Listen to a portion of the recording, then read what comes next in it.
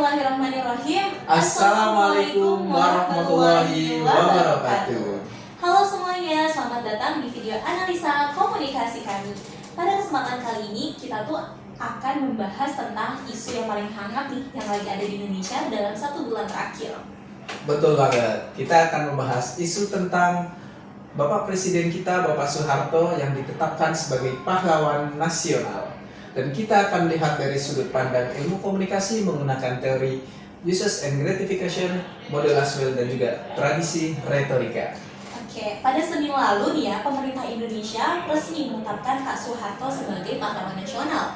Keputusan ini langsung memicu loh perdebatan kemarahan dari banyaknya aktivis hak asasi manusia karena dinilai sebagai bentuk pemutihan sejarah selama 32 tahun terakhir pada saat jabatannya beliau dahulu, seperti itu. Oke, dan Bapak Soeharto juga dikenal sebagai pemimpin yang otoriter, teman-teman. Di masa kekuasaannya di era Perang Dingin dan hingga lengsernya beliau pada tahun 1998.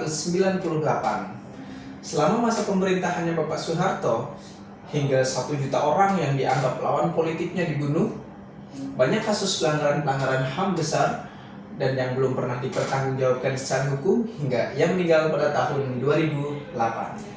Nah, dalam upacara kenegaraan yang disiarkan secara nasional, Pak Presiden Prabowo Subianto menetapkan 10 tokoh yang menjadi pahlawan nasional. Termasuk nih ya, Pak Soeharto tersendiri gitu kan. Nah, menurut Menteri Kebudayaan Pak Fadlizon, beliau menekankan bahwa Pak Soeharto ini berjasa loh dalam operasi militer. Jadi beliau ini berjasa dalam operasi militer ketika perebutan Papua Barat dari Belanda dan juga menstabilkan ekonomi pada saat itu. Namun sebaliknya teman-teman, kelompok HAM dan penyintas Orde Baru itu menolak keras atas keputusan ini. Kenapa? Karena mereka menyebutnya ini tidak adil dan sangat menyakitkan. Mengingat pengalaman penyiksaan, diskriminasi, hingga hilangnya anggota keluarga selama rezim tersebut. Penolakan itu kan berarti datang nih ya dari banyak pihak gitu kan, mulai dari aktivis, akademisi, hingga masyarakat umum. Nah, banyak yang berpendapat bahwa pemberian gelar ini tuh mengaburkan loh memori kolektif bangsa pada saat itu dan melemahkan upaya keadilan pasca transisional reformasi di tahun 1998. Oke Kak, sekarang kita akan masuk ke analisis komunikasi dulu ya. Yang pertama, kami menggunakan teori uses and gratification. Teori ini melihat bagaimana masyarakat aktif memilih media untuk memenuhi kebutuhan tertentu. Nah, dalam kasus Pak Soeharto ini, masyarakat itu mengkonsumsi berita dan konten media untuk 4 kebutuhan utama mereka. Yang pertama, untuk mencari informasi. Mereka tuh ingin tahu kenapa sih alasan pemerintah menetapkan Pak Soeharto gitu ya sebagai salah satu tokoh pahlawan nasional. Yang kedua, gimana sih reaksi publik setelah ditetapkannya hal tersebut. Lalu yang terakhir, mereka tuh pastinya ya, mereka tuh akan mengulang kembali kepada konteks sejarah yang terjadi pada saat itu sehingga mereka tahu bagaimana harus bereaksi. Dan yang kedua, masyarakat menggunakan berita ini untuk memperkuat identitas diri, misalnya seperti identitas moral, sejarah keluarga, atau sikap politik. Lalu yang ketiga, publik memanfaatkan isu ini sebagai bahan interaksi sosial yang dimana kita bisa melihat ya, kayak banyak gak sih orang-orang nih saling berdiskusi baik itu di Instagram, di TikTok maupun di Twitter seperti itu kan. Yes, betul sekali. Dan yang keempat, ada juga yang mengonsumsi konten ini sebagai konten untuk hiburan. Misalnya menonton reaction video, komentar-komentar kritis, atau bahkan meme. Nah, jadi melalui teori uses and gratification ini, masyarakat dipahami sebagai individu aktif yang memilih media untuk memenuhi kebutuhannya masing-masing. Selanjutnya, kami menggunakan metode Laswell untuk memetakan alur komunikasi dalam kasus ini. Model ini menjawab 5 pertanyaan. Siapa mengatakan apa? Melalui saluran apa?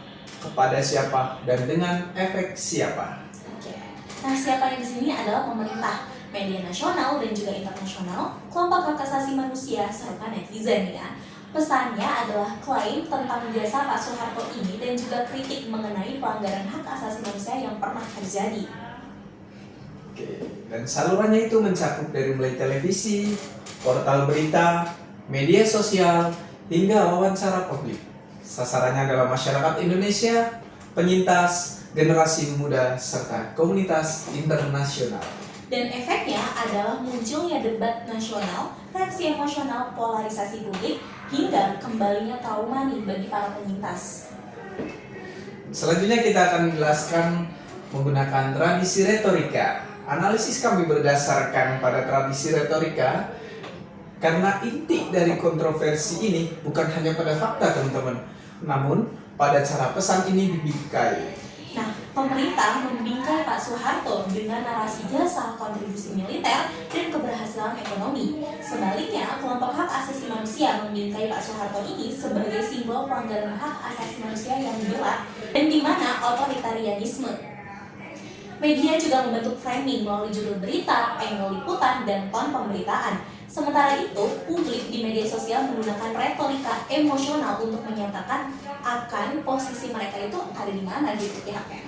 Oke, oleh karena itu tradisi retorika cocok karena fokus pembahasannya adalah bagaimana narasi ini dibangun untuk mempengaruhi opini masyarakat. Nah, jadi melalui dari uses and gratification, model Laswell dan tradisi retorika, kita bisa melihat nih bagaimana sih sebuah isu nasional itu dapat menciptakan ya dinamika komunikasi yang sangat kompleks terjadi di masyarakat. Oke teman-teman semua, terima kasih sudah menonton video kami. Semoga analisis ini bisa bermanfaat dan bisa menambah wawasan kita semua tentang komunikasi dan isu publik yang sedang terjadi. Sampai jumpa di pembahasan selanjutnya. Terima kasih. Saya Faik. Assalamualaikum warahmatullahi wabarakatuh.